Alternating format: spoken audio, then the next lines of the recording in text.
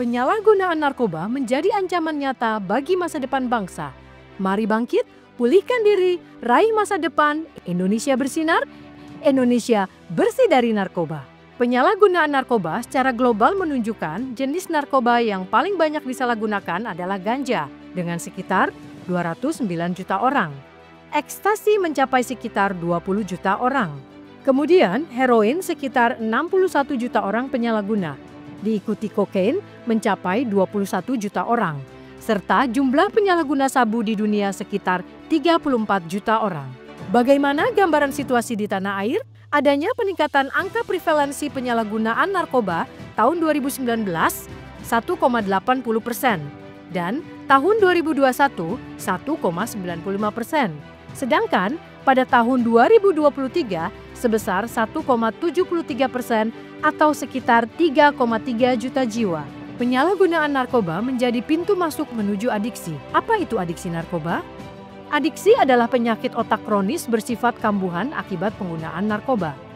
Adiksi disebut juga ketergantungan yang ditandai penggunaan narkoba secara terus-menerus meskipun terdapat efek yang membahayakan.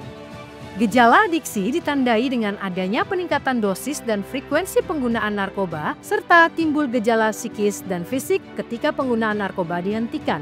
Narkoba dapat mengubah struktur dan cara kerja otak. Bagaimana adiksi terjadi pada otak? Dopamin merupakan zat kimia alami di dalam otak yang berfungsi mengirim pesan antar sel-sel saraf.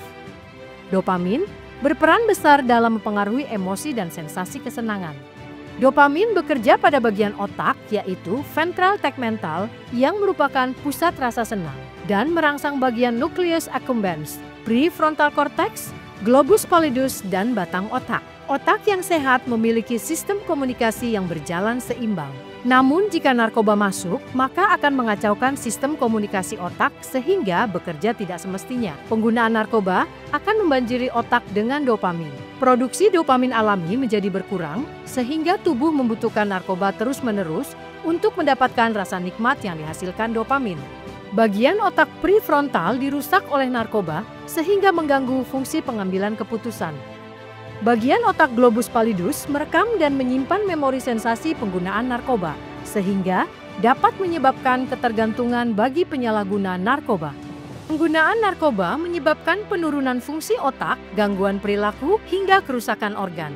Bagaimana dampak buruk penggunaan narkoba? Penggunaan narkoba jenis ganja menyebabkan gangguan pada fungsi otak, amotivasional, mengalami kecemasan, halusinasi, dan paranoid. Dampak buruk penggunaan sabu atau metamfetamin menyebabkan gangguan pada fungsi otak berupa gangguan pola tidur, perubahan suasana hati, kecemasan, depresi, paranoid, dan halusinasi. Pada fungsi fisik, stroke, kerusakan gigi, peningkatan tekanan darah, dan denyut jantung atau serangan jantung. Kerusakan hati atau sirosis, kerusakan fungsi pernafasan, kerusakan fungsi ginjal, dan disfungsi seksual. Penggunaan heroin menyebabkan dampak buruk pada gangguan fungsi otak, yaitu kesulitan konsentrasi, apatis, dan pupil menyempit. Sedangkan gangguan pada fisik berupa rasa nyeri pada seluruh tubuh, mual, muntah, kerusakan hati atau sirosis, HIV/AIDS apabila menggunakan dengan jarum suntik yang tidak steril, hingga kematian karena overdosis. Penggunaan jenis kokain dapat juga menimbulkan dampak buruk pada gangguan fungsi otak dengan gejala gangguan pola tidur, perubahan suasana hati, kecemasan, depresi, paranoid, dan halusinasi.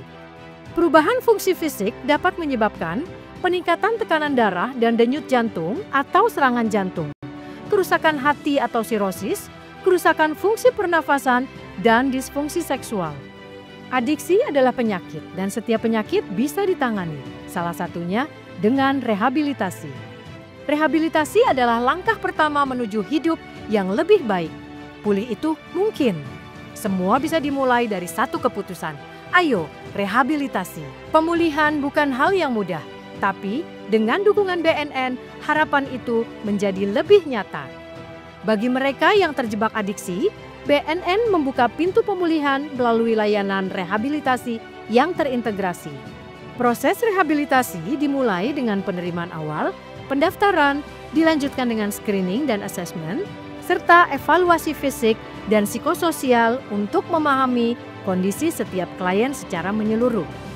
Kemudian, program dilanjutkan dengan terapi kelompok, konseling individu, dan kegiatan vokasional untuk memulihkan aspek psikososial.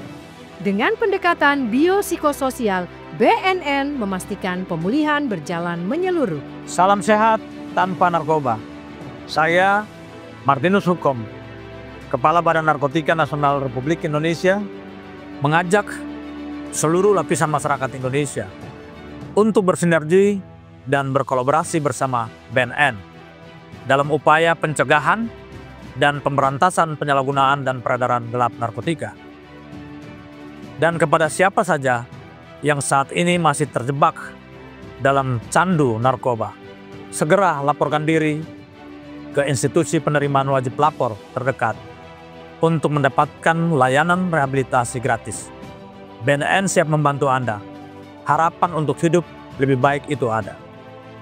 Mari bangkit, pulihkan diri, raih masa depan yang lebih baik. Salam Indonesia bersinar, bersih dari narkoba.